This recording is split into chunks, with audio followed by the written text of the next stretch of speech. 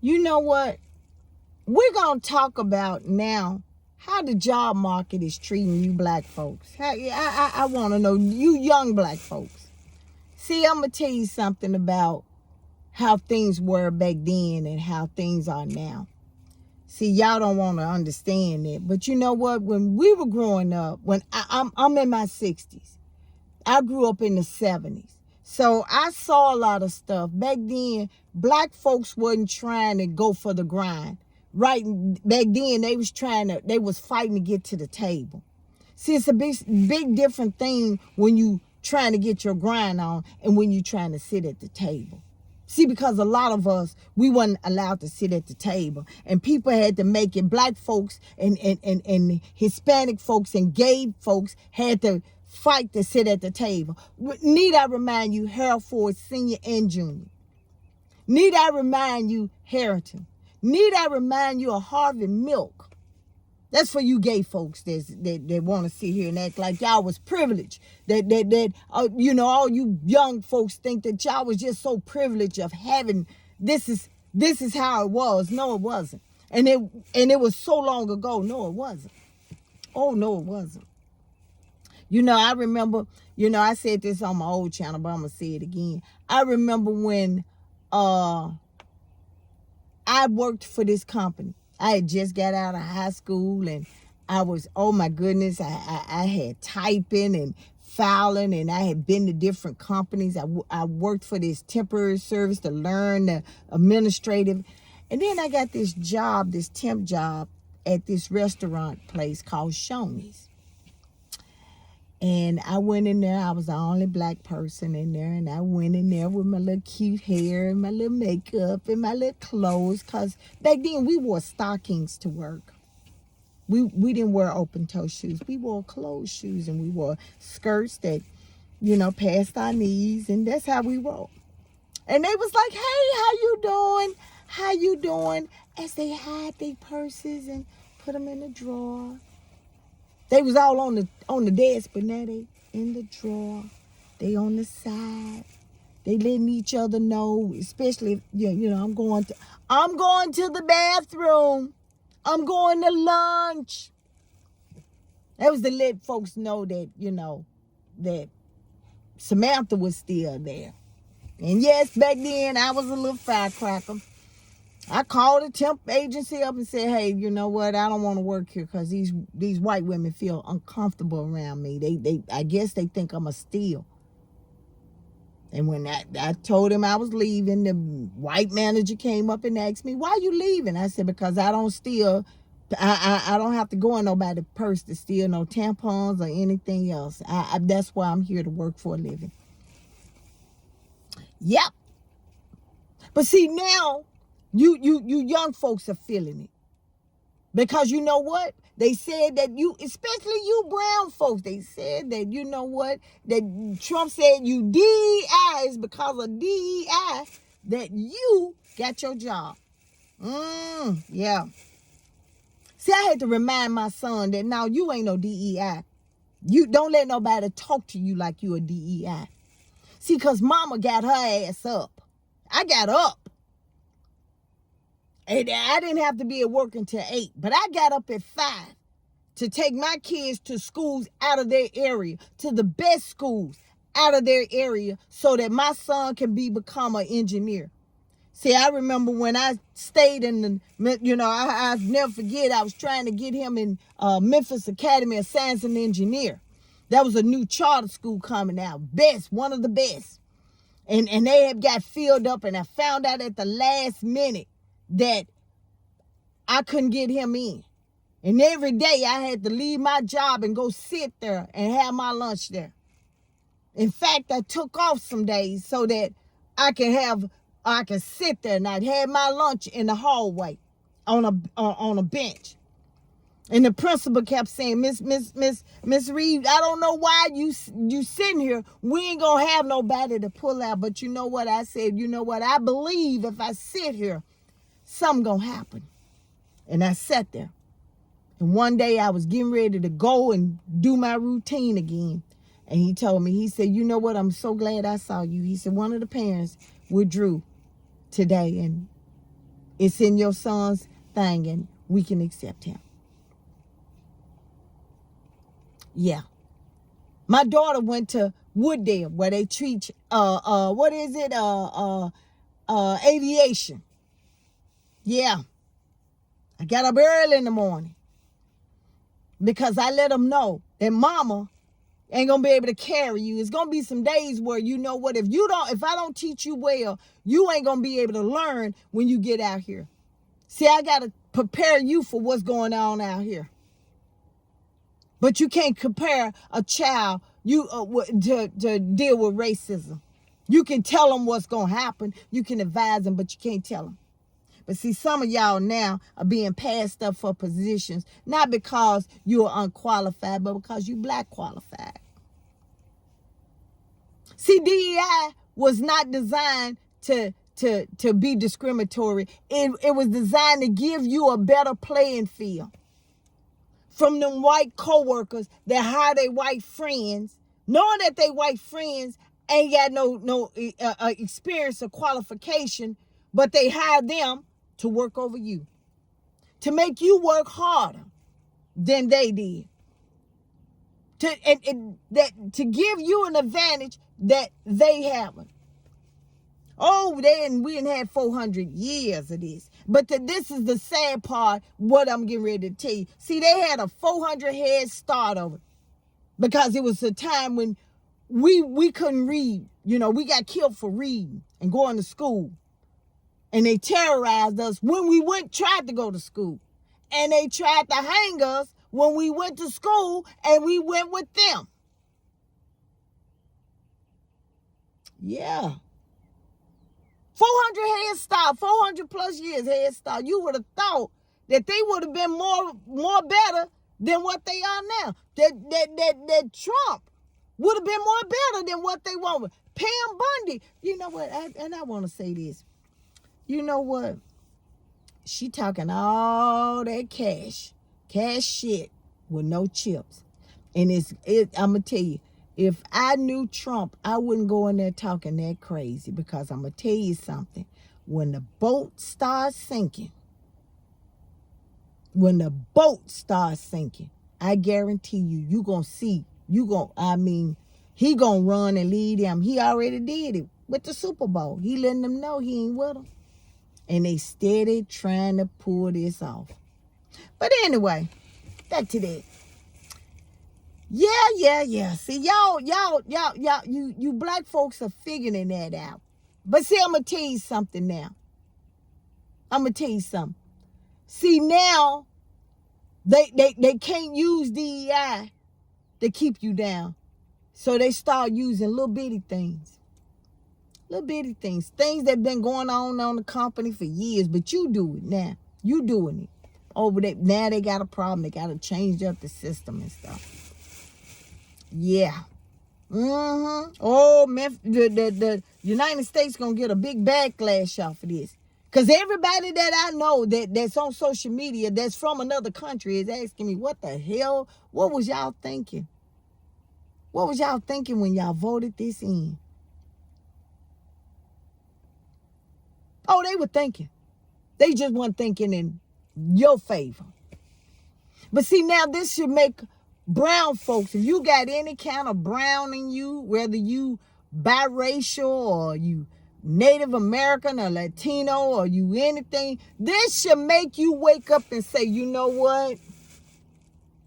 If I don't get my shit together and start thinking of a common cause, I'm going to fail.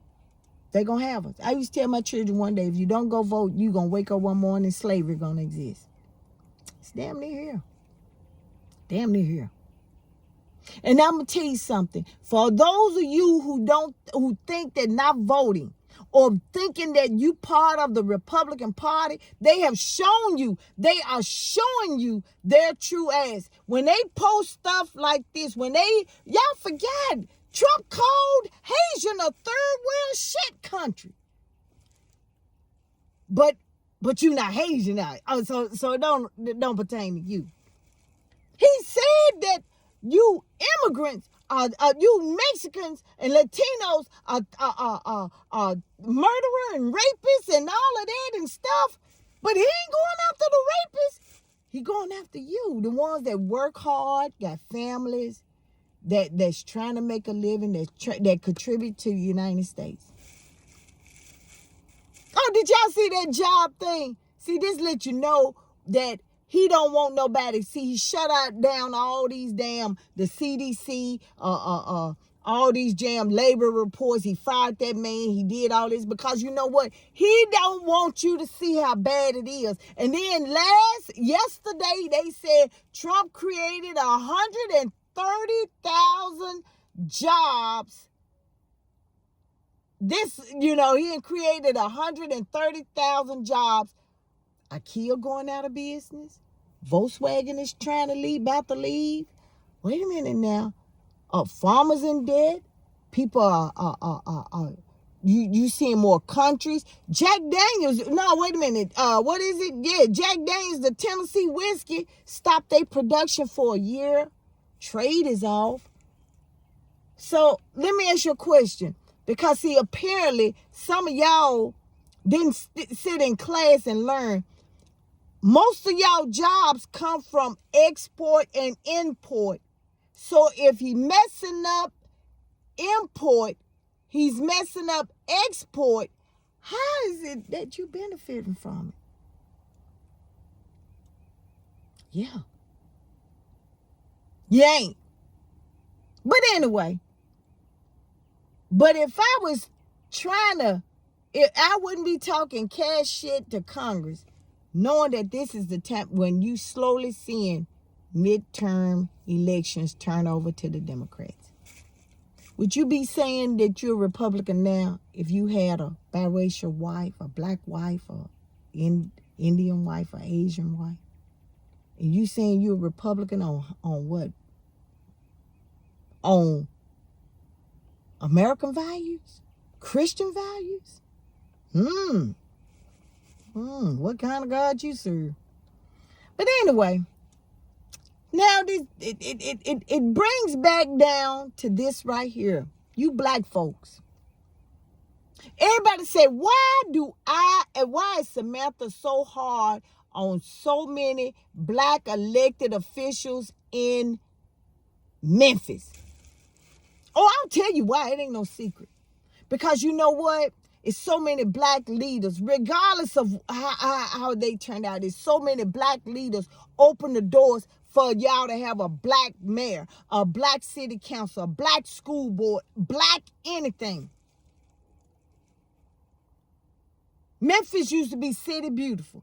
Now you can't drive down airways without doing this, shaking like this. I almost shake the shit out of my head. And yet, since that door been open, anything has come in. It's no longer a fight. See, Paul Young, like I keep telling you, why is it that out of all the Democratic cities in this country that are fighting, even if the white folks, we ain't talking about blacks, the white folks are fighting. Why is it that they got it so hard and Memphis is so good? Because I told you, when he met with Marsha Black, see, Paul Young used to be a Republican. Then he turned to be a Democrat. So when you sit here and talk about how the Republican Party infiltrated the black community and doing all this stuff, you look at Paul Young. Look at him. Look at Paul Young. So he infiltrated the Democratic Party. See, y'all, that's why I keep saying everybody Democrat ain't a Democrat. So he infiltrated the Democratic Party. And just like Lee Harris, they didn't look at what the benefit, that the hurt or the harm is going to cause the city. They looked at it, what am I getting out of it? What am I getting out of it? See, Paul Young thought that if he gave in to Trump was going to give him the money. Trump wasn't going to give him the problem. He was going to fix the problem, and he was going to leave y'all alone. That's what he thought. That's what he thought. That's why he took that picture with Marsha Blackburn. That's why he did that. Then he found out that, you know what? No, that ain't the way it's gonna be, because then Brent started going in. Brent been wanting to go after Steve Murrow for a while. But now he had ammo. Like I told y'all, it was the ones that the he was gonna be able to get rid of. Wanda Halbert, Tammy Sawyer, all them other stuff. And some of them need to be gone. Wanda Halbert need to be gone. Cause look, like I said, I don't understand how y'all paying $180 in car tags, and everybody else paying less, ain't even paying nowhere near that. They trying to get y'all. They ain't trying to get you out of office. They trying to get y'all in criminal. They ain't have no problem doing that. But then y'all keep voting for the same people that don't do y'all no good. I'm gonna say this. I have nothing. See, and then when I talk, people think that I'm talking because I'm talking hateful. No, you. In order for you to know how Memphis politics work, you gotta go inside and you gotta actually go to the city council meeting. You gotta go to the parties, go to this, go there. Then you can come back and say, I know why this person is running. I know why they do this. Cause see, they'll get somebody out of the blue. You know, I've been asked, hey Samantha, you know what? Let's shake up the game. Won't you run for this office right here? Fuck no, I'm not finna run for it. No, I'm not finna run for it. Oh, you got the mouth. Oh, won't you run for this? No, I'm good. I am so good. I'll furnish your campaign if you running for this. What platform am I going to use? Now, I did come up with this right here. I told Reginald Tate a long time ago, I said, Reginald, I'm going to run for state representative. Reginald was in my district. I said, Reginald, I'm going to run for a state representative. He said, why are you going to run? I said, I'm going to run against you. And I said, you want to hear my campaign slogan? And he was like, yeah, because I guess he thought, because he in the office, that he was going to, that I didn't have a slogan. And my campaign slogan was that, vote for me so that Reggie can get scared and do his job. The look on his face was priceless. I said, Reggie, I'm going to pull a petition. He used to get mad. I said, well, if you go there and do your damn job for my community, I wouldn't have that statement wouldn't be true. But it was. He was a Democrat rolling Republican issues. Now, whether you a Democrat or Republican at this point, that's irrelevant.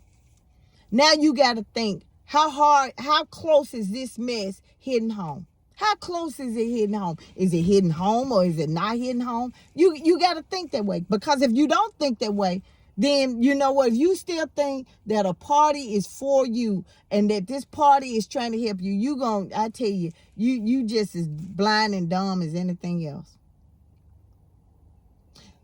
But you got to look at things.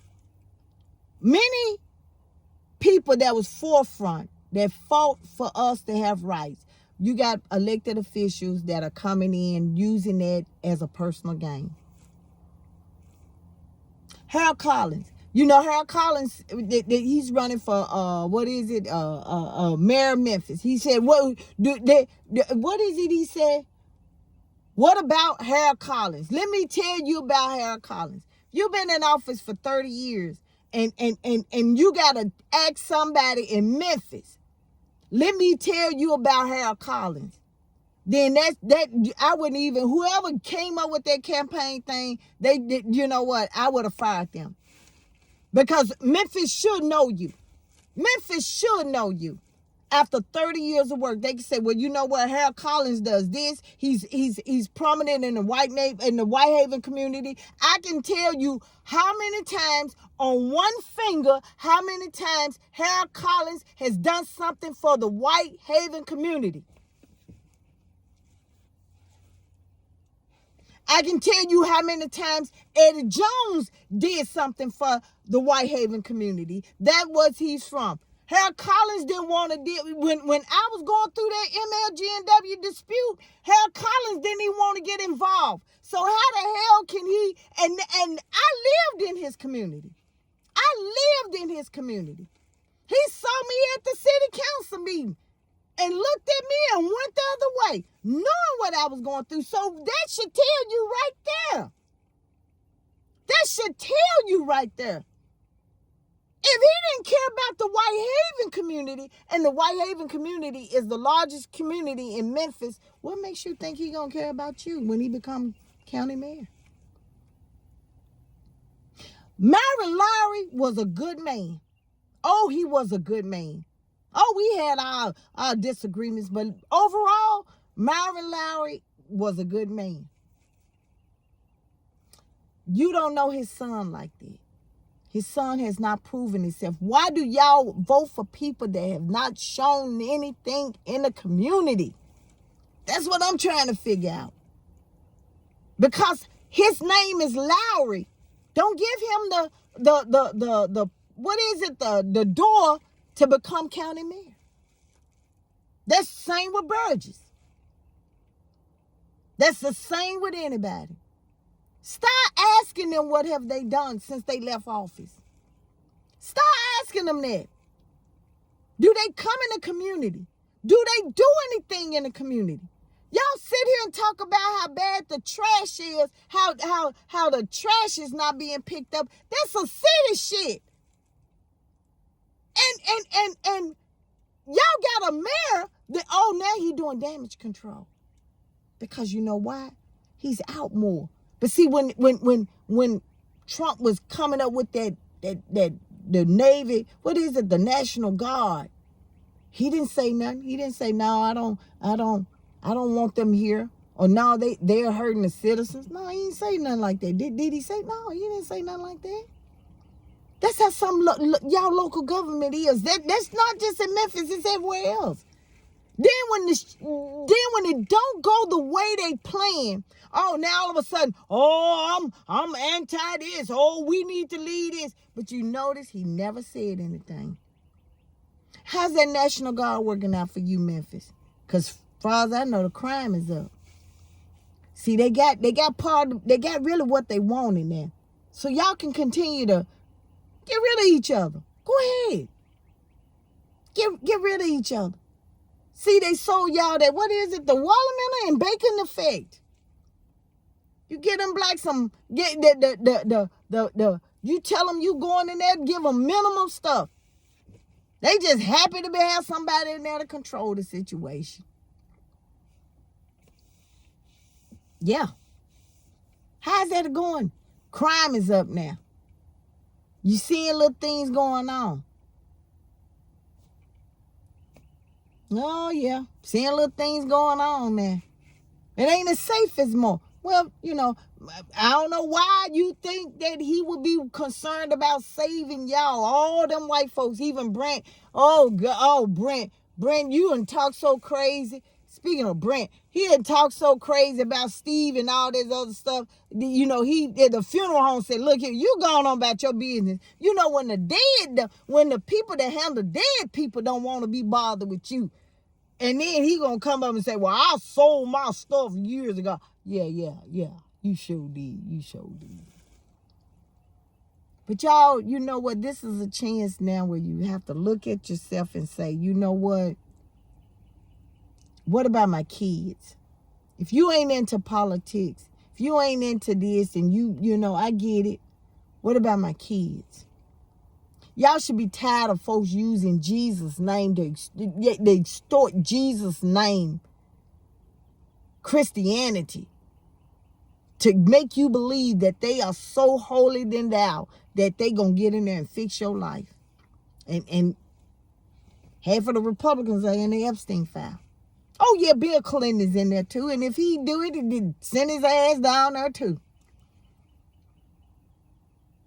But none of y'all want to really, you know, the sad part about it is that, you know, you want accountability in government, but many of y'all are not taking accountability for your own faults and failures.